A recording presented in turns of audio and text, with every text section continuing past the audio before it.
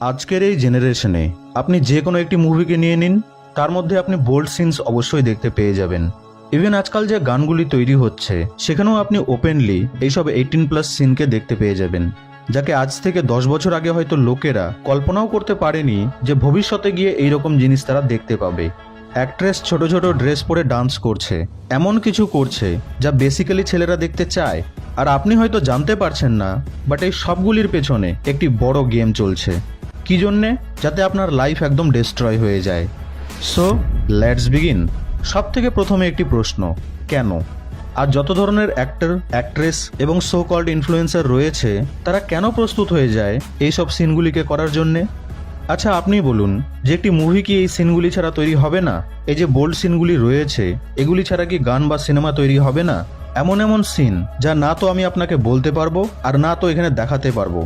এমন সিন যা এখানে ফুটেজ হিসেবে দেখালে হয়তো আমার ওপরেই কমিউনিটি গাইডলাইন স্ট্রাইক চলে আসবে। এই ধরনের সিন বা পোজগুলি ছাড়া কি গান তৈরি হবে না? অথবা সেক্স সিন ছাড়া কি কোনো মুভি তৈরি হবে না? আর সব থেকে বড় ব্যাপার হলো এই যে এই অ্যাক্টর এবং অ্যাক্ট্রেসরা এই সিনগুলি করতে রাজিও হয়ে যায়। হ্যাঁ, মানছি যে টাকা হলো একটি ফ্যাক্টর, টাকা পাচ্ছে, কিন্তু টাকা দিয়ে কি আপনি কোনো মেয়ের কাপড়কে খুলতে পারবেন? তাকে ছোট কাপড়ে ডান্স করাতে পারবেন? একজন সৎ মনের মানুষ না তো তা করতে পারবে আর না তো তা করবে। তো তার মানে কি এই অ্যাক্টর এবং অ্যাক্ট্রেসরা পাগল যারা টাকা নিয়ে এই ধরনের সিনস করে নেয়? অথবা ডাইরেক্টর এবং প্রডিউসার পাগল হবে? রাইট? না, এদের মধ্যে থেকে পাগল কেউই নয়। জানেন পাগল কে? আপনি। হ্যাঁ আপনি। Because they want you to make addict of it. এই পৃথিবীতে যে ইউথ রয়েছে না, তার কাছে রয়েছে সব থেকে বেশি পাওয়ার। কেন? কারণ এরা হলো অনেক ইনোভেটিভ এবং এরা আজকের এই টেকনোলজিকে খুব ভালোভাবে বুঝতে পারে। কিন্তু যদি আপনি এদেরকে এই লাস্টযুক্ত দুনিয়ায়, এই সেক্সুয়াল কন্টেন্টের দুনিয়ায় বিজি করে দেন, তাহলে দেশের অবস্থা কি হবে? দেশ ডুববে। আর বর্তমানে দেশে তাই হচ্ছে। কেননা সব থেকে বেশি এই ধরনের কন্টেন্টকে যারা কনজিউম করে তারা হলো এই ইয়াংস্টার্স, আমাদের দেশের ইউথ। এই কন্টেন্টগুলি আসলে হলো সেক্সুয়াল কন্টেন্ট যা পর্নের সাথে রিলেটেড। ছেলেরা এই সব কন্টেন্টকে দেখে খুশি হয় আর তাদের ব্রেনে ডোপামিন রিলিজ হয়। আর এই সেম জিনিস আই থিঙ্ক মেয়েদের সাথেও হয়, একদমের অপোজিট। এই ধরনের কন্টেন্টকে পর্নের সাথে কম্পেয়ার করলেও ভুল হবে না। কিন্তু এই সব কিছু এমনি এমনি শুরু হয়নি। যখন পর্ন ইন্ডাস্ট্রি গ্রো করছিল, তো এই ইন্ডাস্ট্রিকে তৈরি করার লোকেরা বুঝে গেছিল যে এখানে অনেক পরিমাণ টাকা আছে, এখানে অনেক প্রফিট আছে। কারণ এই জিনিসটি এতটা অ্যাডিকটিভ যে যদি একবার এর নেশা কারো হয়ে যায় তো একে ছাড়তে পারা একেবারেই অসম্ভব। আর এই কারণের জন্যেই পর্ন ইন্ডাস্ট্রি এত তাড়াতাড়ি গ্রো করছিল। আর আজ এই ইন্ডাস্ট্রি আকাশ ছোঁয়া প্রফিটে চলছে। আর এরা এদের ভিডিওতে এমন টাইটেল ইউজ করে যে কি আর বলবো, বলতেও লজ্জাবোধ হয়। মানে এরা এটাও জানে না যে সম্পর্ককে কিভাবে সম্মান করতে হয়, সম্পর্ক মানে কি, টাইটেলে কি লেখা উচিত আর কি নয়। দেখুন, লোকেরা জানে যে এগুলি ফেক টাইটেল, বাস্তবে তা হয় না। কিন্তু আজকের এই ইউথ যারা এগুলির ব্যাপারে খুব একটা বোঝে না, তারা তো এগুলিকে সত্যিই মনে করবে। এবার এরা এই ধরনের টাইটেলযুক্ত কন্টেন্টকে দেখে কি ভাববে? এরা তো ভাববে যে হয়তো সত্যি এগুলি রিয়েল, বিদেশে এরকমই হয়তো হয় বাড়িতে। এবার ভাবুন যে এরা যখন বড় হবে তখন এদের মাইন্ডসেট কেমন হবে, আর এদের কর্ম কেমন হবে। আর এদের এই আচরণের সবথেকে বড় প্রভাব তাদের প্যারেন্টসের ওপর পড়বে। যে আমাদের বাচ্চাকে তো আমরা এমন বিকৃতি মাইন্ডসেটের সাথে কোনোদিনই বড় করতে চাইনি।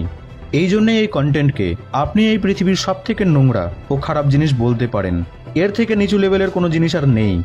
কিন্তু কিন্তু কিন্তু যারা এই পর্ন ইন্ডাস্ট্রি এবং ওয়েবসাইটগুলিকে অপারেট করে, তাদের কি এতে কোনো যায় আসে? একদম না।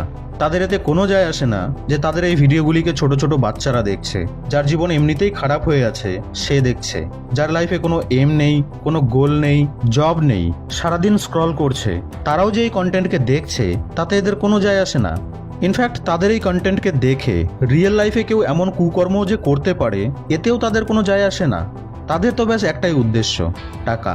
কারণ যত বেশি লোক দেখবে তত বেশি তারা টাকা পাবে আর ততই তাদের প্রফিট হবে। এতে তাদের কোনো সম্পর্ক নেই যে লোক অ্যাডিক্ট হচ্ছে, এগুলিকে দেখে ক্রাইম করছে, সমাজকে নষ্ট করছে, নিজেকে নষ্ট করছে। কোনো সম্পর্ক নেই। তো এবার কি করবেন? তো এবার আপনাকে নিজেকেই এই জিনিসকে হ্যান্ডেল করতে হবে। কারণ পৃথিবীর সবথেকে বড় অ্যাডিকটিভ জিনিস হলো এই পর্ন।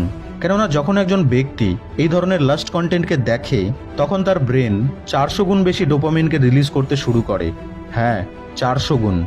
ডোপামিন অর্থাৎ সেই কেমিক্যাল যা আপনার মধ্যে খুশির ফিলিংসকে তৈরি করে।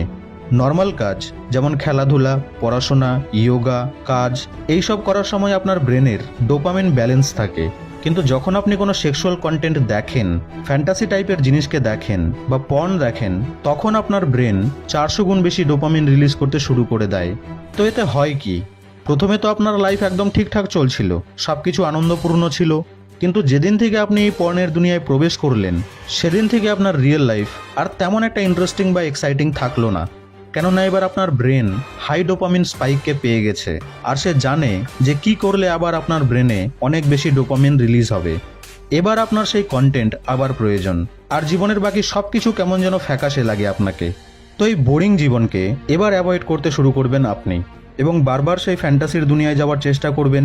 আর এক সময় পর আপনি এতে এতটা অ্যাডিক্টেড হয়ে যাবেন যে কন্টেন্টগুলি না দেখলে আপনাকে আর ভালো লাগবে না। এবার ভাবুন যে দেশের ইউথের ওপরের কি ইম্প্যাক্ট পড়ছে। তো যেমনটা আমি আগেই বললাম যে লাস্ট ইজ এভরিওয়্যার। এবার তা ইউটিউব হোক, ইনস্টাগ্রাম হোক, ফেসবুক হোক বা যে কোনো সোশ্যাল মিডিয়া যা আপনি ব্যবহার করেন, সেখানে এইসব জিনিস আজ নর্মাল হয়ে গেছে আর সবাই এগুলি কনজিউম করছে। ইনফ্যাক্ট আমি এও দেখেছি যে ইনস্টাগ্রামে 14-15 বছর বয়সী বাচ্চারাও এইসব জিনিসকে প্রমোট করছে। এরা ভাবছে যে এগুলি হয়তো কোনো জাদু, বেশি কিছু তো করতে হবে না, ব্যাস ছোট ছোট কাপড় পরে নাচতে হবে, লিপসিং করতে হবে, ব্যাস আপনি ফ্যান পাবেন, ফলোয়ার পাবেন, টাকা পাবেন, ব্যাস সব কিছু সেট। কিন্তু তারা বুঝতে পারছে না যে তারা এই কালচারকে প্রমোট করছে, আরও বেশি ছড়িয়ে দিচ্ছে দেশের মধ্যে। আর এদেরকে দেখে দেশের বাকি মেয়েরাও ইন্সপায়ার হচ্ছে, তাদেরকেও এইসব করার জন্য মোটিভেট করছে। আজ থেকে 10 বছর পর আপনি আবার এই ভিডিওটিতে আসবেন, এসে মিলিয়ে নেবেন আমার এই ভিডিওর কথাগুলিকে 10 বছর পরের সেই অবস্থার সাথে। আর ভয়ানক কথা কি জানেন, লোকেরা এই ভালগার কালচারকে একসেপ্টও করে নিয়েছে। আরে ভাই, এগুলি নর্মাল জিনিস, অত মাথা ব্যথার কি আছে, দেখতে থাকো, মজা নিতে থাকো। মানে যারা এই ভালগার কালচারকে ছড়াচ্ছে তারা তো ছড়াচ্ছেই, কিন্তু আজ তো সবাই করছে আর সবাই অ্যাকসেপ্টও করে নিয়েছে এগুলিকে।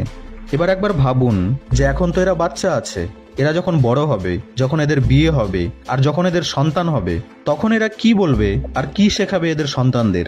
হ্যাঁ, যে তোমার মা ইনস্টাগ্রামে নাচতো, তোমার বাবা ফেসবুকে নাচতো, এরকম ছোট ছোট কাপড় পরে গানের তালে নাচতো, এগুলি বলবে নিজের সন্তানদের?